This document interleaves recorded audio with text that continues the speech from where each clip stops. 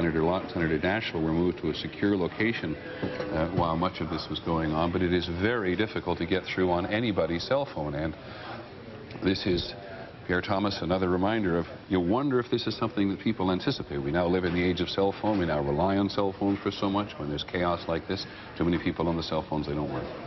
Well, one of the things that they had to deal with today, Attorney General Ashcroft was en route to Milwaukee today. And now with the planes grounded, he's going to have to communicate by phone. They have an internal communication system at the Justice Department that they use in situations like this, video monitors. But again, everyone is dispersed, and with the planes grounded, this created a scenario that they had, quite frankly, hadn't seen before. It is the grounding of the planes which pretty much brings to a halt. I mean, one assumes that Air Force One with the President is already on its way back to Florida. Okay. All right. Thank you very much. ABC's John McWethy is on a cell phone at the moment, and while he cannot hear me, somebody can tell him to start talking, please, and we'll listen.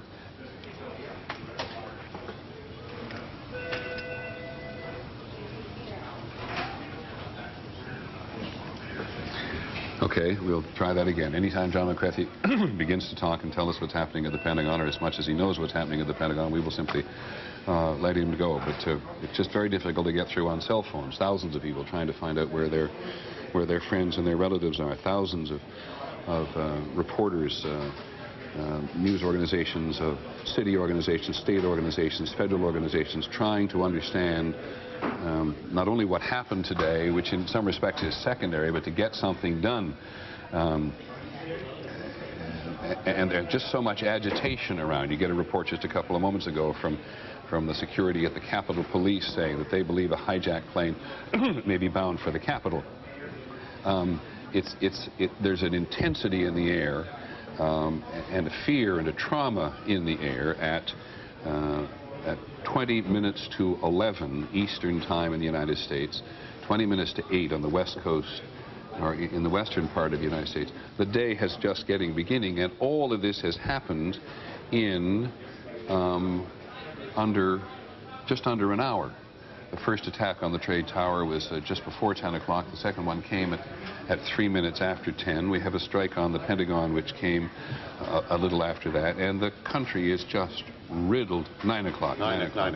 9 o'clock, I'm sorry. The country's just overrun, as it's inevitable it would be with rumors. I'm curious, John, in terms of the emergency operation that you monitor, are they in a sense of panic? Are they or just in a sense of chaos? In a sense of chaos. There was a brief sense of panic, which is understandable when the first tower collapsed. By the time the second tower collapsed, they were prepared for it. There were numerous other injuries. The level of coordination is incredible. The FDR Drive, which is a main artery, has been shut down for the purpose of keeping it clear for ambulances to go to hospitals. They've anticipated that the lower Manhattan hospitals in New York City will fill up, so they have started to arrange helicopter flights to go to hospitals further out in the circle. They've really been pretty well coordinated throughout this. If you can possibly be coordinated during a series of spontaneous events that amount to disaster. This is war, and war by another definition. We did manage to get Rebecca Cooper, one of our reporters, on the phone from the White House. That's how difficult it is at the moment to communicate. Rebecca, do you hear me? Rebecca Cooper at the White House, do you hear me? All right, the same case with Rebecca as with John McWethy at the Pentagon. If we do hear from them, we'll simply interrupt and let them get on talking.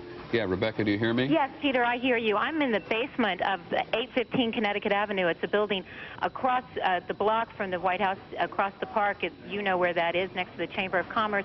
I had to come down here because, as you said, none of the cell phones are working. I'm in the engineer's office, and they've given us their phones to use. There's a real dichotomy here at the White House, Peter.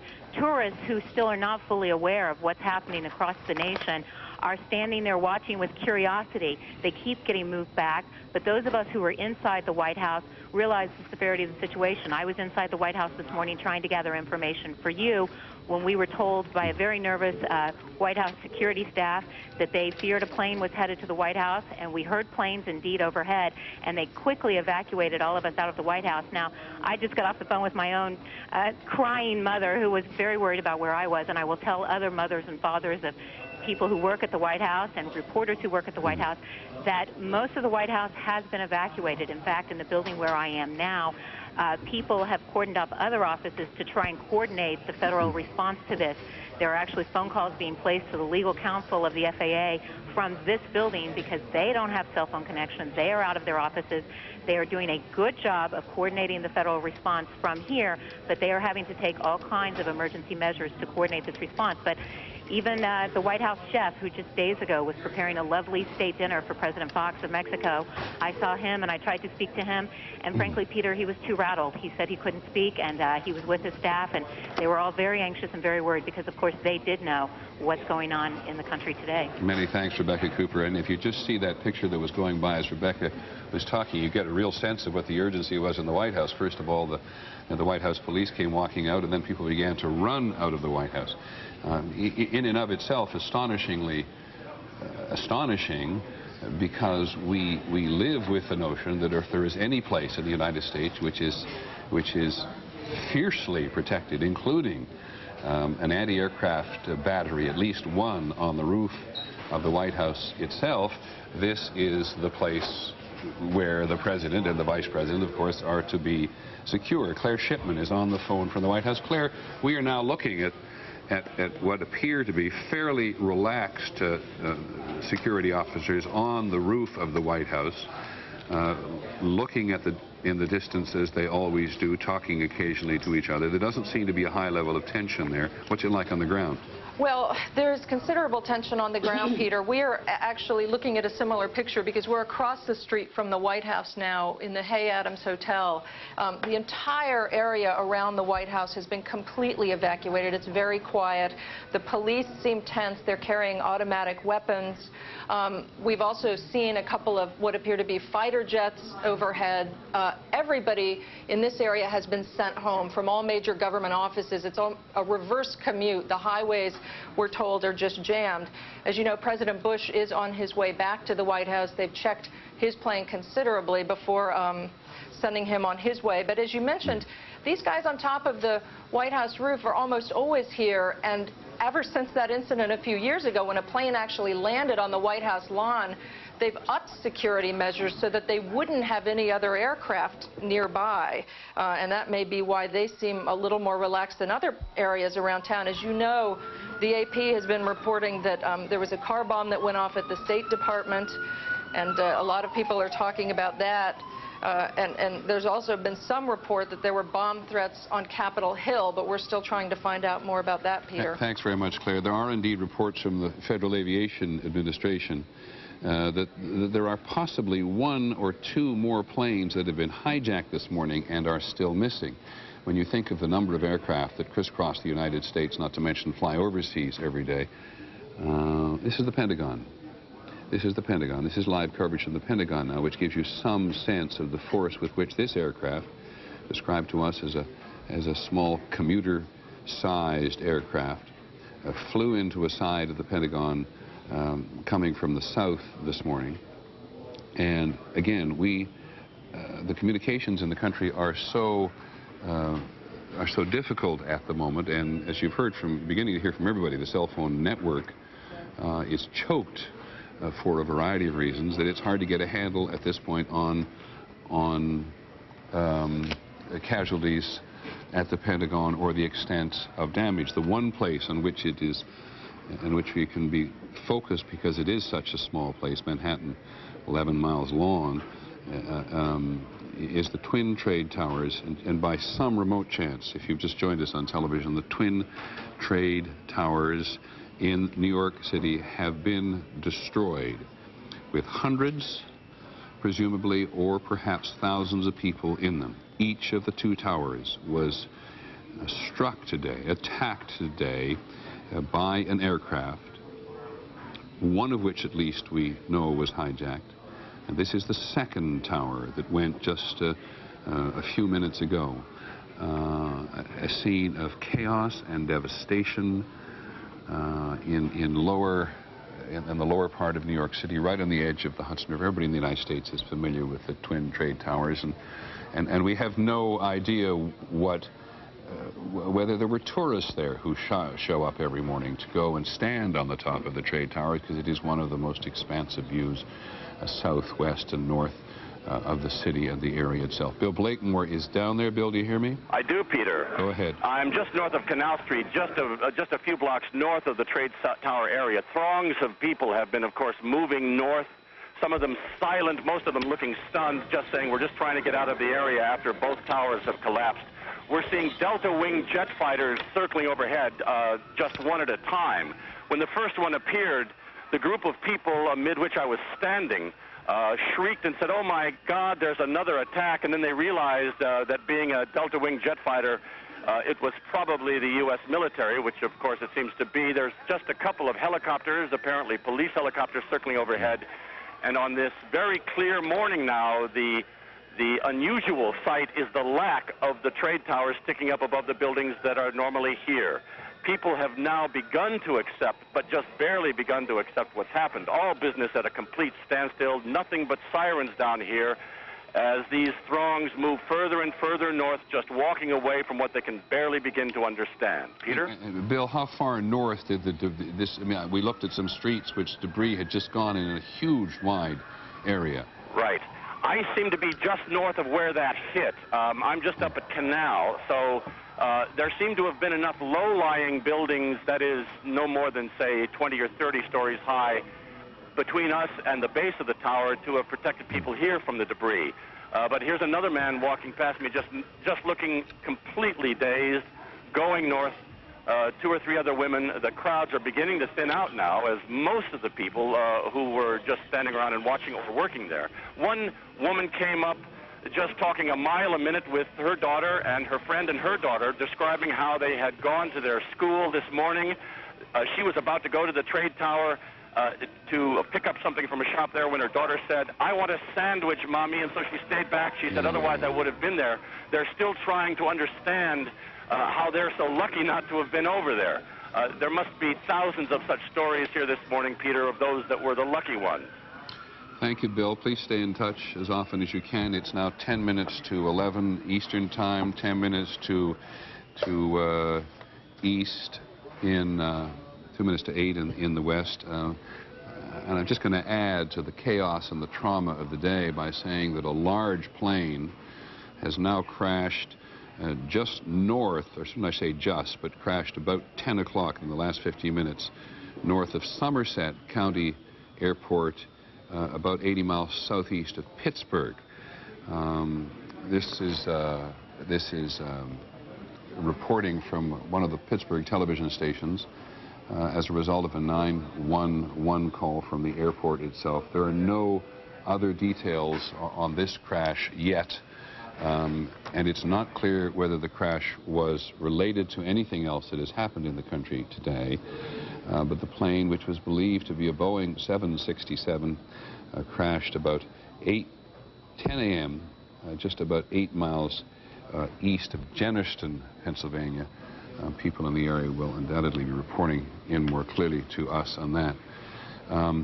The New York mayor's race is having a primary today.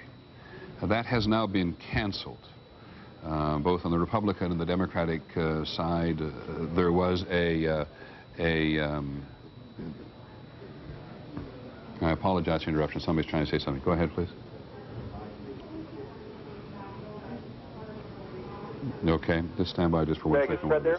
Yeah, Fred, pick it up. The New York mayoralty primary has been canceled today, and as we said, there's reaction coming in from the Middle East, including a claim of responsibility, then a denied responsibility, now a message from the Palestinian President Yasser Arafat condemning the aircraft attacks on the World Trade Center and sending the condolences of the Palestinian people to those who have been victimized by it.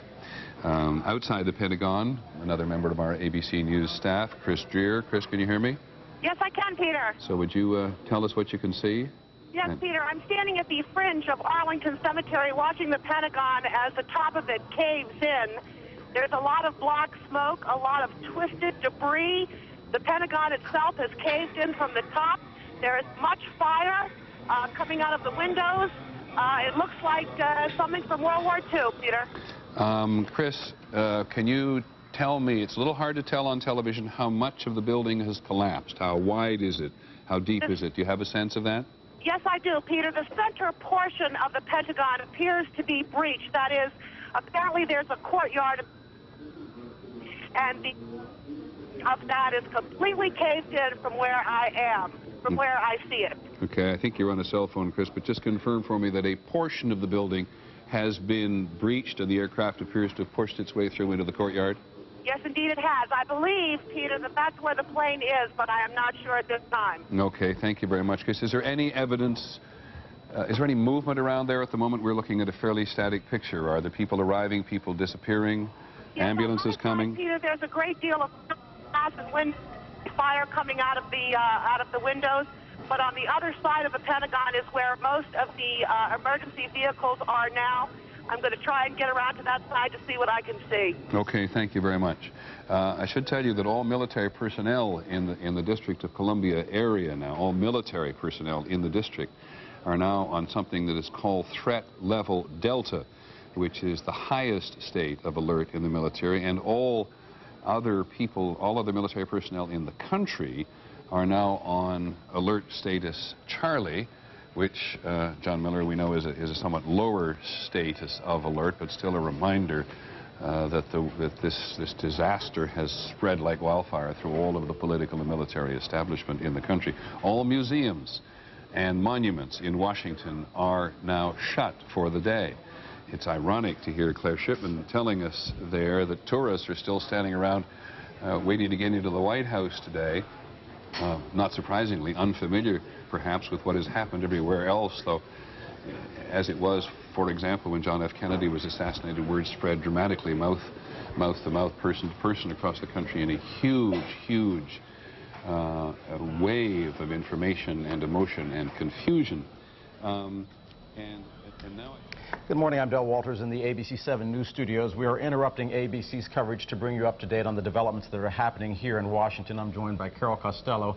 Safe to say that Washington is in a state of high alert. We are receiving a report that, as you heard Peter Jennings say, that all of the government buildings in Washington, all of the employees in the government buildings in Washington have been told to go home. All of the museums have been closed. Including the National Zoo. Including the National Zoo. And as you can hear, basically, we don't know at this point what buildings may or may not have been targeted by these terrorists, and that is the reason for this extraordinary activities. We have a reporter on the phone right now from the Capitol, Horace Holmes. Horace, bring us up to date as to what's going on there. The area, Del, around the Capitol has been totally sealed off. We're standing on the corner of Independence and Washington Avenue. About a 4 or 5 block area around the Capitol has been sealed off. Police just not letting any, even people walking on the streets get anywhere near the Capitol building. We have been hearing, and you can probably hear in the background, sirens going. A lot of police activity, police cruisers and paddy wagons and even ambulances traveling at high rates of speed up Independence Avenue.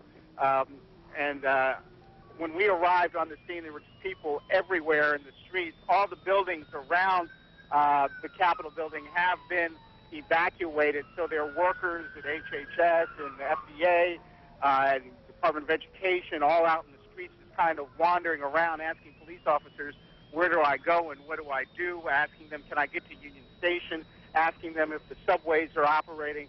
A lot of panic out here in the streets, quite frankly, and a lot of confusion. Of course, we understand the airports have been closed down in our area. The D.C. Fire Department, Prince George's Fire Department, Alexandria Fire Department, all personnel have been asked to come in to work no matter what their shifts. Horace, what about people who just live in the area? They must be afraid, too. Yes, as a matter of fact, they can't, people who live just in Capitol Hill can't get to can't get to their homes right now because police have just totally sealed off this area. We've seen a number of people who say, well, I just live right down the street there, and police are saying, I'm sorry, but we can't let you into the area around the Capitol. We understand from also the State Department, there were initial reports that a car bomb had exploded there. We understand now that no car bomb has exploded at the State Department, although it has been evacuated. Although at the Pentagon, the plane did hit the Pentagon. Part of the roof has fallen in, but we don't know the extent of injuries there. We don't know if anyone's been terribly hurt because, of course, in these situations, it's very hard to get information. Horace, do you have any information about injuries? No, have not heard anything about that at all. Horace, what about with regards to the members of Congress? Have you seen any of them coming, going, or extraordinary measures to evacuate the members of the House and the Senate?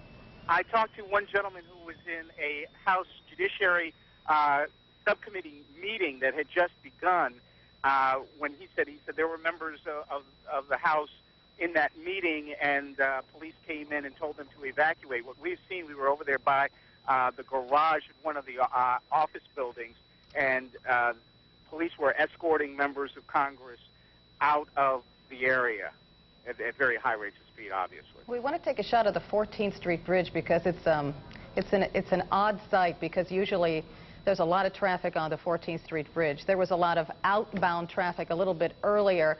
As you can see, people are actually walking across the bridge to get out of the district. Everybody wants to get out of the city for very obvious reasons. That is an eerie sight. That picture itself is actually a testament to how quickly the District of Columbia was evacuated. This entire tragedy has been unfolding now for about the last 2 hours. About 20 minutes ago, that bridge was packed.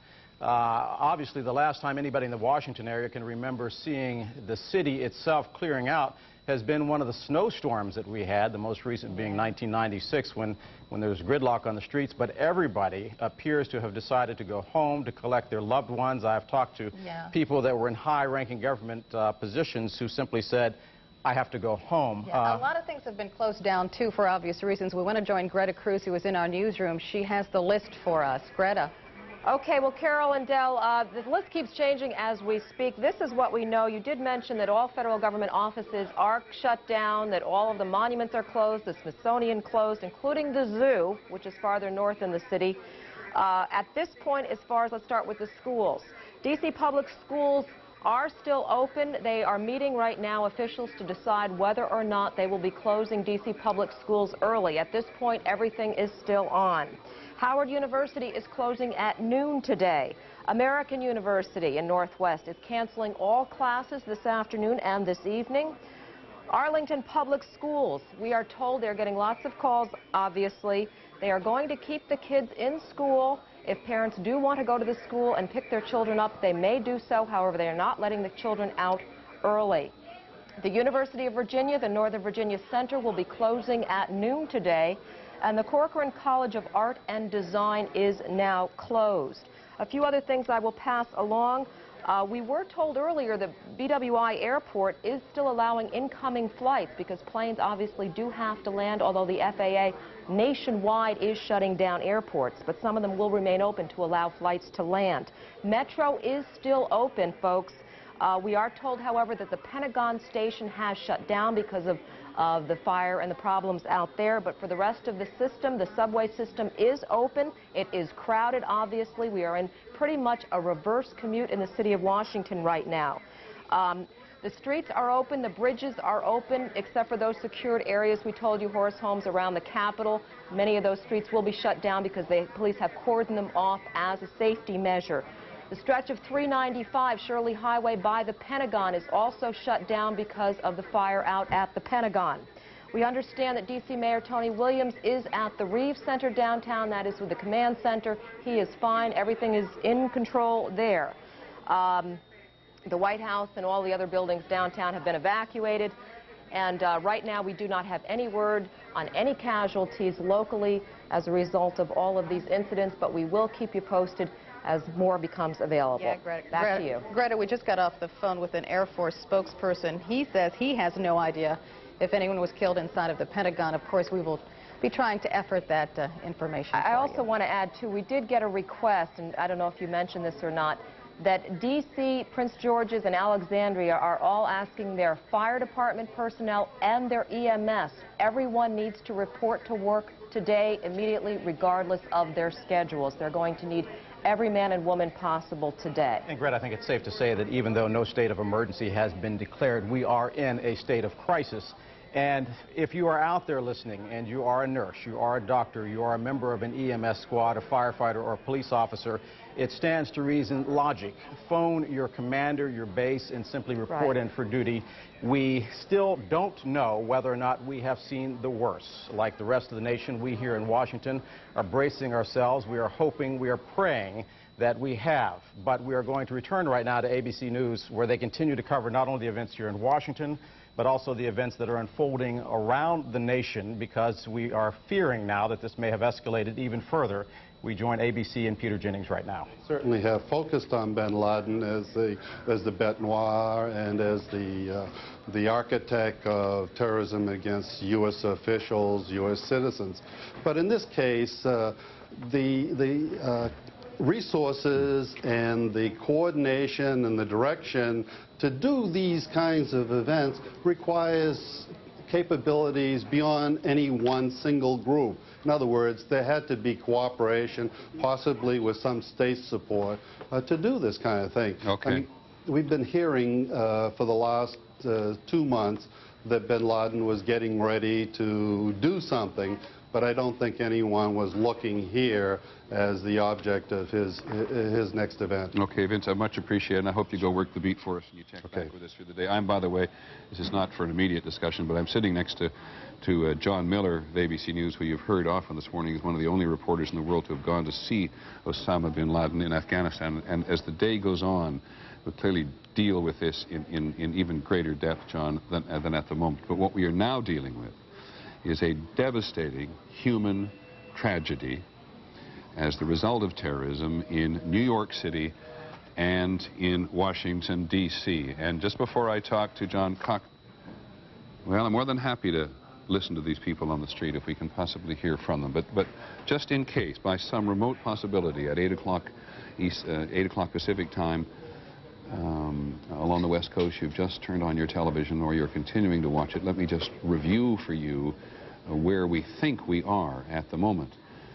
Because it is both a tragedy that has revealed itself before the eyes of millions of people in the country watching on television, and a complete mystery as to how, as we heard from Vince Canestraro just a moment ago, how this could have happened in such a coordinated way without any of the intelligence service of the United States having much a clue about it. So just before 9 o'clock this morning, just at about 8:50, an aircraft, which we now believe had been hijacked and flew into a building, hit a building. And then shortly after that, that was at 9 o'clock, or just after it, showed up on the wire services about 9:04. We could see it happen live on television as a second aircraft hit the other tower of the twin trade towers in New York City. Thousands of people had just arrived at work. As time passed, we understood that these aircraft had been, we believed, hijacked in both instances. Perhaps certainly one, an American Airlines aircraft which was destined for Los Angeles, had been hijacked and flown. Pilot either forced to fly, very hard to believe, and of course we'll never know unless they find the black boxes from these aircraft, or somebody on board that aircraft killed or got rid of the pilot and went to the controls and flew the plane into the building themselves. And then as much of the country began to connect and try to grapple with this, then we had this horrifying circumstances of first one of the towers, this is the second aircraft flying in, then first one of the towers and two, and then the other tower collapsing on itself with, at the very least, hundreds and probably thousands of people who did not manage to get out of the building after the two initial collisions. And the country, the political and military establishment of the country just began to lock down very quickly. First of all, there was concern at the White House because outside the west side of the White House, behind the Executive Office building, we then began to see that there was fire, and that was what appears now to have been an attack on the Pentagon. Just shortly thereafter, This was this other tower of the Pentagon, the first tower of the Pentagon, which began to fall down upon itself. The World Trade Centers, of course, is what I mean. Thank you. Just stay out of my ear for a second. I'm trying to bring people up to date on the order of which things happened. So we then had New York City's airspace all around locked down. The airports closed down at LaGuardia and Newark and John F. Kennedy. Nobody was allowed to take off. And then shortly after that, the Federal Aviation Administration became involved and told aircraft nowhere in the country to take off. And then all aircraft flying anywhere in the country, because there was so much concern, and there is still some, that there is an aircraft somewhere out in the country which has been unaccounted for. All aircraft in the country were ordered to land immediately at the nearest airport. And then, of course, the second devastating thing at the trade towers themselves, when the second trade tower collapsed on itself. The president was in Florida, and the president down in Florida today to talk about education came very quickly to the cameras, clearly as shocked as any of us in the rest of the country. He talked to the FBI and others. He immediately canceled his education trip to Washington today, to Florida today, and said he was going to come back to Washington, which is exactly what the country expects of him. And he said very briefly on camera that this terrorism against the United States will not stand. As we've said before, the kind of thing he had to say. And John Cochran went to Florida with him. And John, I think you're still in Florida and the president came home. Is that my understanding? That's right. We're grounded like all other Americans. The airport here is close to us. The president is on his way back. But we don't know where he's going to land. You know, normally, Peter, the president would land at Andrews Air Force Base, Maryland, a military base, a secure base just outside of Washington, D.C. However, network camera crews have been barred from going to Andrews Air Force Base. It apparently has been roped off and barred to news media. We do not know if the president is going there, and the White House is being very close-mouthed about it. And you can understand why they would want to create the question in some people's minds as to where the president will land. We've been told that when the president returns, he will have a National Security Council meeting. But where will that happen? Will it be in Washington? I can't help but think back to November 22nd, 1963, the assassination of John Kennedy. At that time, the Secret Service was in a great hurry to get the new president, Lyndon Johnson, back to Washington, D.C., a safe place. It's no longer clear today that Washington, D.C. is such a safe place, Peter. Thank you very much, John. Please stay in touch and let us know when you can make your way to Washington. The uncertainty in Washington has led authorities to ask the political leadership in the Congress, we know at least in the Senate, to go to a safe location. Earlier reports about a bomb outside the State Department, we believe, are now not correct.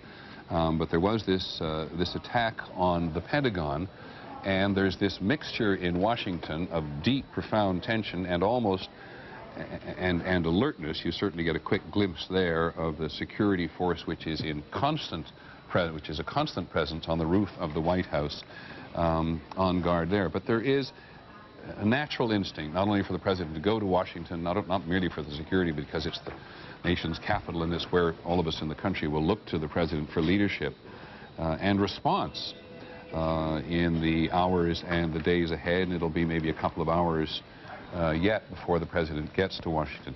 Meanwhile, on the ground, we have people of all persuasion, eyewitnesses, journalists on the ground, who have been party to seeing this thing and are beginning to piece together for us the human dimension of how horrendous this is. And this, of course, is Times Square, in which you can imagine that people have stopped, and this happens to be the ABC News screen in Times Square, which at a time like this, as Times Square has always been for more than a century, it's always been a place where people gather to see the news. But Drew Milhon, ABC News' Drew Milhon, actually saw this happen, and I believe, Drew, you're on the phone at the moment, am I correct? Yes, Peter, I'm here. Would you go ahead? Sure. I was at the corner of Varick and Canal, which is about 10 to 12 blocks north of the World Trade Center, where roughly 300 to 400 people were gathered watching the flames and the smoke from both World Trade Centers going through the air. And I began to cross the street, and I heard a collective scream from this group of people. And I looked up, and the first World Trade Center that collapsed was falling down.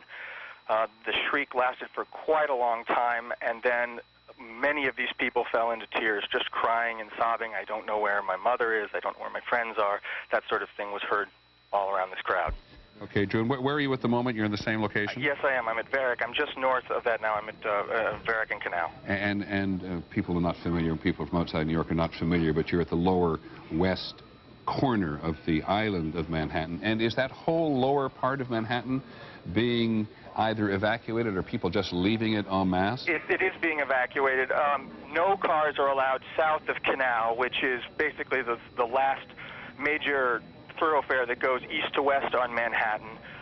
After the first Trade Center went down, I tried to get closer to the scene, and police and FBI agents were telling everyone, both plainclothes policemen and uniformed policemen were telling everyone they had to go north of Canal. They were pushing everyone back. Okay, thank you very much, Drew Milhon. Please check in with developments. I can tell you that the reports that we now get from a variety of places, let me just stay with the map of New York City, because the New York City Emergency Management Center is, if you're looking at that map, is just like on the tip of the building there to the north. Both those buildings have gone.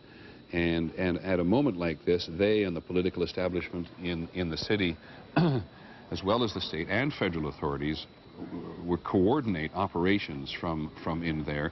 And there are other, as you look around that, Manhattan itself, as far up as the Williamsburg Bridge and beyond, of course, is the United Nations. People have always been concerned that these at least two of the tunnels, the Holland Tunnel for one, the Lincoln Tunnel is not on that map, but these are the tunnels that go across the Hudson River to New Jersey and out onto the west, and that even perhaps the bridges. But elsewhere in the city, City Hall would be vulnerable as well. The United Nations, the tunnels, and of course FBI headquarters, which is about in the middle of Manhattan, not too far from the New York Stock Exchange, which you cannot see on that map at the moment. But there was nothing, John Miller's with me still, thank you very much, and I'm glad you are, nothing more patently, obviously vulnerable than the trade towers. Or no larger set of symbolic targets. It's what they mean. They stand for American commerce. They stand for the American establishment, and in some way, just by their size and profile, American might. And the fact that they were an earlier target and that they withstood that, I think, made them even a more attractive target the second time around. You can see people, and again, I'm not quite sure what we're looking at here, and I wish somebody would put pictures up. Okay, this is clearly a New York fire rig, and communications are extremely, extremely difficult, as you can imagine, in a circumstance like this. One of the things sometimes what you get is a picture that is either taken from a different angle or of a different thing. One of the things they're grappling with here is what is the crime scene. They've been talking about that today. The crime scene unit responded expecting that they'd have a massive crime scene, the World Trade Center tower, then two towers. Then the two towers collapsed, making their crime scene not only much more difficult to process, but massive. Consider the prospect of sifting for evidence, trying to find the black boxes, the in-flight recorders, evidence of other explosives there. Let me stop for just a sec, John. We'll come back to the notion of crime. But ABC's John McWethy is at the Pentagon. John, can you hear me? Jack, can you hear me? Yes, I hear you, Peter. John McWethy, just go ahead and tell us what you know, what you've seen, how much information have you been able to put together? Peter, this is one of those things that you dream of in your worst nightmares.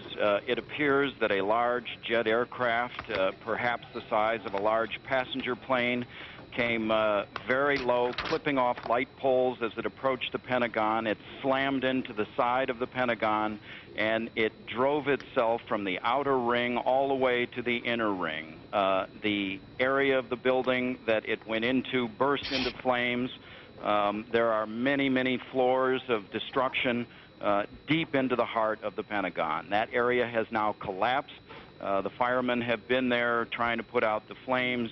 There are obviously heavy casualties at the Pentagon. There have been ambulances and helicopters coming and going for the last hour. The area has been cordoned off. The skies above the Pentagon, there have been F-16s circling. the entire area has been evacuated. More than 20,000 people work in the Pentagon, Peter, and this is a disaster. John, at ground level, for example, in the side of the building where the plane penetrated from the outer ring to the inner ring, do you know precisely what goes on in that section of the building? I do not, Peter. That is not where the highest-ranking people are. The Secretary of Defense and most of the chiefs of the services are on a different side of the building. But in a way, it almost doesn't matter. There are going to be many high-ranking people from the Defense Department who are going to be either injured or killed in this attack. And, John, is this something which the Pentagon is trying to take care of wholly itself? I mean, are we talking to you about a circumscribed military operation to emerge from this chaos? It's very difficult, Peter. The FBI is here, local police are here, everyone is here trying to deal with the casualties initially and trying to make sure there isn't a second strike of any kind. That's the first inclination. That's all I can tell you at this point. All right, let me ask you, John, because you cover intelligence and counterintelligence a lot of the time, trying to see that a second strike doesn't occur. How is the Pentagon defended in any way, and in any way similar to, for example, the anti-aircraft battery on top of the White House? No, Peter. This Washington, D.C., because it is a democracy, has made a lot of decisions about how it is going to posture itself.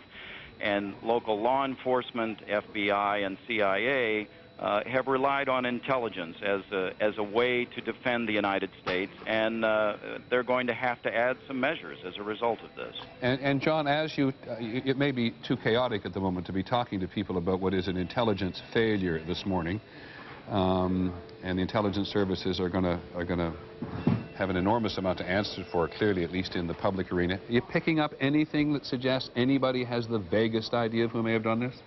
They are going back over every strand of intelligence, looking for either groups in the Middle East or anywhere else in the country. They learned a painful lesson after Oklahoma City, not to jump to conclusions. They're trying not to do this. But, Peter, there are very few organizations on the planet that could put together the kind of coordinated attack that we have seen today. That points most initial fingers at Osama bin Laden.